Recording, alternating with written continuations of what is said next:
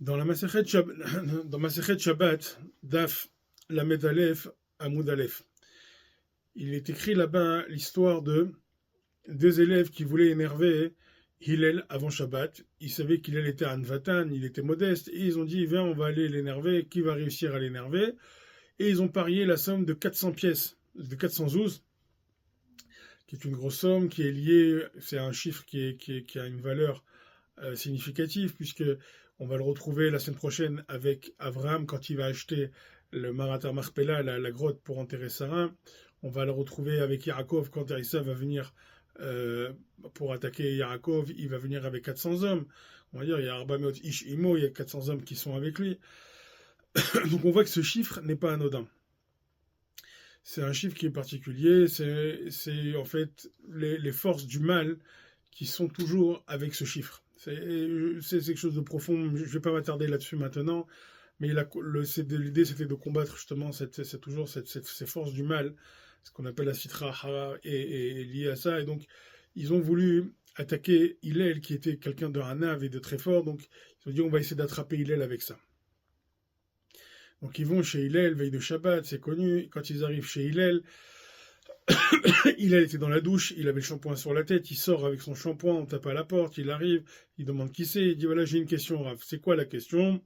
Il demande une question très très importante veille de Shabbat, à l'entrée de Shabbat, il demande pourquoi les gens de Bavel, de Babylone, avaient Rachem,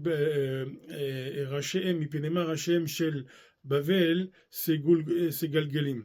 Ils ont une tête qui est Galgalim. C'est quoi ces Galgalim? Rachid donne deux explications. Il donne la première en disant que c'est une tête qui n'était pas ronde, et la deuxième, c'est une tête qui est ronde. Maharsha donne une explication, donne une autre explication en disant que c'était en fait une allusion, une remèze aux gens riches de Bavel qui ne faisaient pas vraiment attention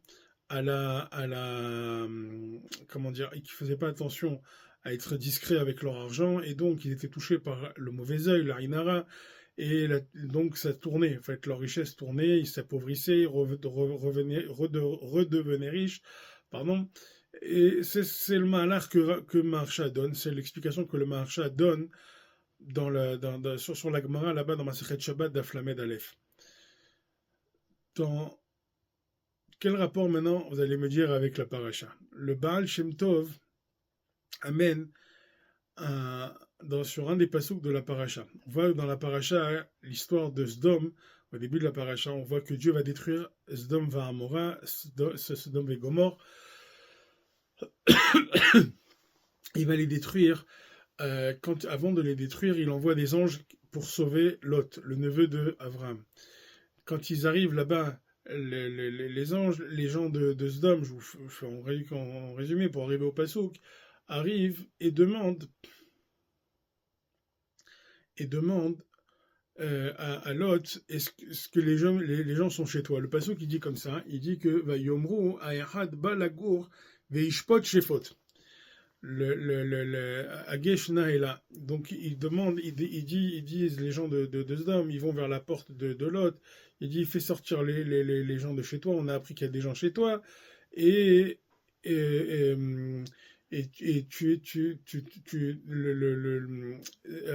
écarte-toi et fais sortir les gens. Et la traduction littérale c'est de juger. Et un homme seul va nous juger. Est-ce qu'un homme seul va nous juger? C'est une traduction un peu compliquée à faire, honnêtement, parce qu'en fait, il parle de Lot en disant quoi, toi seul, tu es seul ici sur notre terre. Il explique Rashi, tu es seul sur la terre de Sodome, tu es venu, tu es un étranger, on t'a accepté et tu vas commencer à nous juger et à nous faire des réprimandes. Tu vas commencer à nous faire des remontrances. Tu nous dis, par exemple, il se rapporte en fait au fait que Lot leur demande de prendre ses filles et ne pas toucher les invités, en leur disant, voilà, il a des filles qui étaient encore vierges, il leur a dit, prenez les filles, il a préféré sacrifier ses filles plutôt que de sacrifier les invités. Est-ce qu'on a le droit de faire ça, pas le droit de faire ça, c'est un autre sujet, évidemment que non. Mais Lot, c'est ce qu'il fait. Il préfère sacrifier ses filles plutôt que de tuer les invités. Il savait que les invités se feraient tuer par ces gens-là.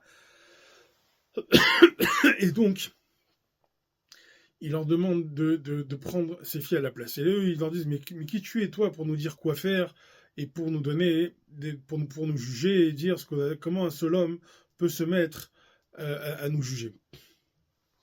Le Baal Shem Tov, on ramène au nom du Baal Shem Tov un enseignement qui est à mon sens magnifique et c'est pour ça que je le partage avec vous.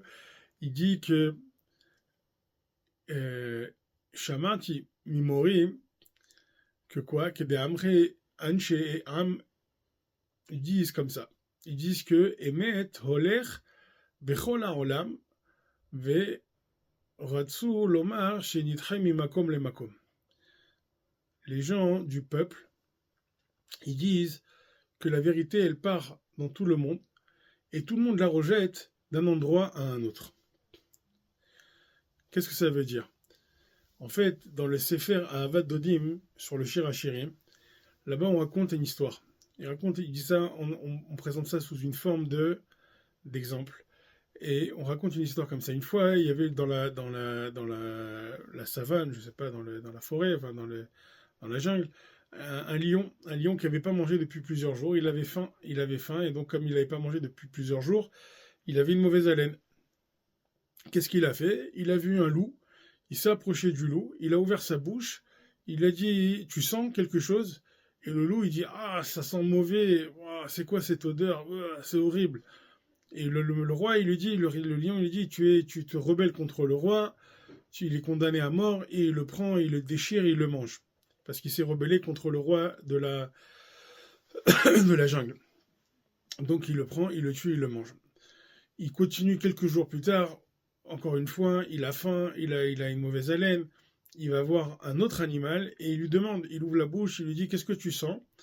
Et l'autre animal, il a peur. Il est au courant de ce qui s'est passé avec le loup, il voit le lion avec ses grandes dents, il dit, non, ça sent très très bon, oh là là, c'est magnifique, quelle odeur, pfiou, c'est vraiment quelque chose. Le lion, il dit, quoi, tu te moques de moi, tu te rebelles contre le roi, tu oses mentir au roi et tu oses raconter n'importe quoi. Il le déchire et il le mange. Quelques jours plus tard, encore une fois, quelques jours sans manger, le lion a faim, il a une mauvaise haleine. Cette fois, il va tomber sur qui? Sur le renard, qui est bien sûr l'animal le plus rusé, qui est un animal armoumi. Et donc, il va vers le renard et il lui dit, au renard rusé, pareil, il lui montre, il lui ouvre sa bouche, il lui fait sentir et il lui dit, qu'est-ce que tu sens? Et le renard, qui était malin, il lui dit, mon seigneur, mon roi, regarde, ça fait plusieurs jours qu'il a plus d'odorat, qu'on dirait qu'il avait peut-être le corona, et donc il avait plus d'odorat, il sent plus rien. Donc il a dit, peut-être ça sent bon, peut-être ça sent pas bon, je sais pas, qu'est-ce que tu veux me faire sentir? De toute façon, je sens rien du tout, donc je peux pas te dire ce que ça sent, je suis désolé, c'est pas toi, tu pourrais me faire sentir tout et n'importe quoi, de toute manière je sentirai rien. Le roi lui dit, ok, d'accord, il lui sauve la vie, il voit que sa réponse est intelligente, il lui sauve la vie, il le laisse, il le mange pas. Il lui dit, ok, il a bien répondu, il le laisse. Ça, c'est un exemple. C'est l'exemple, il est sympa, il est joli, et en réalité, dans la vie de tous les jours, c'est ça. Il faut savoir que la plupart des gens, ils supportent pas qu'on leur dise quoi que ce soit. Mais le tzaddik, il y a deux sortes de choses. C'est que quand on leur dit la vérité, ils poussent la vérité. Quand on leur dit une vérité, ils vont te dire non, laisse-moi tranquille, non, c'est pas vrai, je veux pas entendre, ça m'intéresse pas, qui tu es toi pour me dire, qui tu es toi pour faire quoi que ce soit, j'ai pas envie d'entendre ce que tu as à me dire, laisse-moi tranquille, et on repousse la personne et on repousse la vérité. Le problème, c'est que il y a des gens comme le renard, il y a des gens, ils vont se taire, ils vont rester dans leur endroit pendant des années. Des années, ils peuvent vivre dans un même endroit en étant ce qu'on appelle politiquement correct. C'est-à-dire qu'ils vont accepter tout et n'importe quoi. Même les mauvaises odeurs qu'ils vont avoir, ils vont pas les sentir, ils vont faire semblant de ne pas les sentir. Ils vont rien dire et ils vont rester calmes, ils vont se taire, ils vont laisser faire. C'est quoi les mauvaises odeurs? Ce sont les Rechaim. On sait qu'à la fin des temps, quand le Mashiach il va venir, comment il va savoir quel est qui mérite de rester et qui ne mérite pas de rester, qui va être rachat ou pas en fait, on dit qu'il va sentir les gens. Donc cette odeur, elle perturbe les tzadikim. Un tzadik, il peut pas supporter la puanteur des Réchaïm, il peut pas supporter, c'est pas la puanteur des Réchaïm, c'est la puanteur de leurs actions. Donc forcément, à un moment donné, il va crier, il va dire non, on ne fait pas comme si, on se promène pas dans une synagogue pendant la tfila à faire des allers-retours, à déranger tout le monde. C'est une chutzpah klapé shemaya, c'est une chutzpah devant la shrina qui est dans la Beta Knesset, de se promener pendant la prière.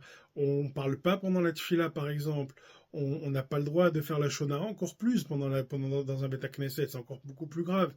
Et donc quelqu'un qui va rentrer, où on ne prie pas d'une certaine façon, on ne prie pas vite, on n'essaie pas de se débarrasser, on essaye ou la pritsout, la débauche dans les rues, dans la tsniout, toutes ces choses-là va déranger le tzaddik. Tout celui qui étudie, tout celui qui est chaque fois dans son limoud et qui se rapproche dans son avodat Hashem tous les jours et qui travaille tous les jours pour être pour être proche d'Akadosh Baruch Hu, alors il ne pourra pas supporter sentir ces mauvaises odeurs. Toutes ces choses qui sont interdites, des gens qui sont transgressent Shabbat, des gens qui vont tranquillement, je fais ce que je veux, qui tu es toi pour me dire ce que j'ai à faire? Qui tu es toi pour me dire, pour me juger? C'est exactement ce qu'ils disent les gens de Sdom. C'est exactement ce qu'ils disent les gens de Sdom à Lot. Qui tu es toi pour nous juger, pour nous dire ce qu'on est et ce qu'on n'est pas? On tue les invités, c'est notre problème. Tu n'as pas à te mêler. De quel droit tu te mêles? Qui tu es toi seul? Toi, tu es tout seul à penser comme ça. Nous, on est tous ensemble. Tout le monde pense comme ça. Tout le monde pense comme ça. Alors, il légalise le tout. Le tout.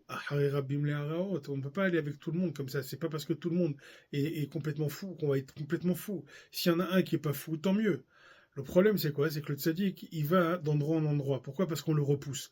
Parce qu'il met mal à l'aise. Parce que souvent, c'est un miroir, même aux personnes. Donc, on le déteste, on le repousse. On pousse, mais c'est pas lui qu'on repousse, c'est la vérité. Et c'est ce que dit le Baal Shem Tov. On dit que la vérité, les gens de la terre disent que la vérité est poussée, elle va dans tout le monde. Ça veut dire quoi? Ça veut dire qu'elle est repoussée d'un endroit à l'autre dans le monde. Le tzaddik, qu'il est jamais tranquille. Il a jamais la tête tranquille. Une fois, il a la tête ronde, une fois, il n'a pas la tête ronde, comme il dit Rashi. Une fois, il a une tête ronde, une fois, il n'a pas de tête ronde. C'était les gens de Bavel. Sur les gens de Bavel, il y avait aussi une autre pshat, c'est que ça représentait des tzaddikim, des gens qui étudiaient la Torah à un moment donné dans Bavel. Et donc, ces gens-là, ils étaient jamais tranquilles. Les gens qui sont dans la Torah, qui sont dans la Avodat Hashem, ils sont jamais tranquilles. On les repousse sans arrêt. On les repousse parce que qui sont eux pour nous donner des leçons?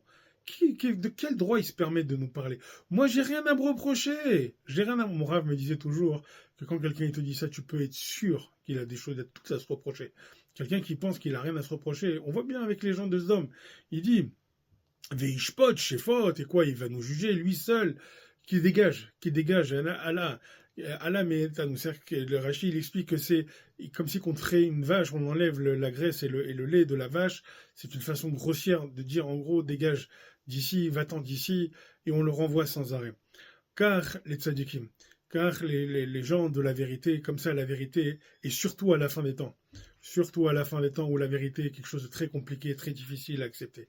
On ne peut pas accepter la vérité, on va préférer mentir pour se rassurer, parce que qu'est-ce que c'est doux le mensonge? Qu'est-ce que c'est tranquille? On peut raconter tout et n'importe quoi, s'inventer tout et n'importe quoi. Allah, Kadosh Baruch Hu, à la fin des temps, il va mettre son chotamo c'est Emet, c'est la vérité. Moshe la Kadosh Baruch Hu Zoï Emet, il va venir avec le Mashiach qui va sentir justement les mauvaises odeurs. Il n'y aura plus d'hypocrisie, il n'y aura plus de gens qui vont être tranquilles toute leur vie, qui pourront vivre toute leur vie dans un seul endroit, juste parce qu'ils ferment les yeux et qu'ils laissent passer toutes les horreurs du monde sans jamais parler. Ils seront obligés de dégager eux aussi, parce qu'ils n'ont rien dit et qu'ils prendront la faute des autres. Et ça, c'était la faute de Sdom, qui ne disaient rien l'un à l'autre, qu'ils acceptaient leur avérote, qui regardaient l'autre sans parler. Ils acceptaient, pour eux, c'était devenu normal, quoi. Ils font ce qu'ils veulent, il faut être tolérant. Non, on n'est pas tolérant. Il n'y a pas de tolérance dans la Torah. La tolérance n'existe pas. La tolérance n'a rien à voir. On est arrivés zélazé. On est tous dans le même bateau. Et s'il y en a un qui fait un trou, c'est tout le bateau qui coule.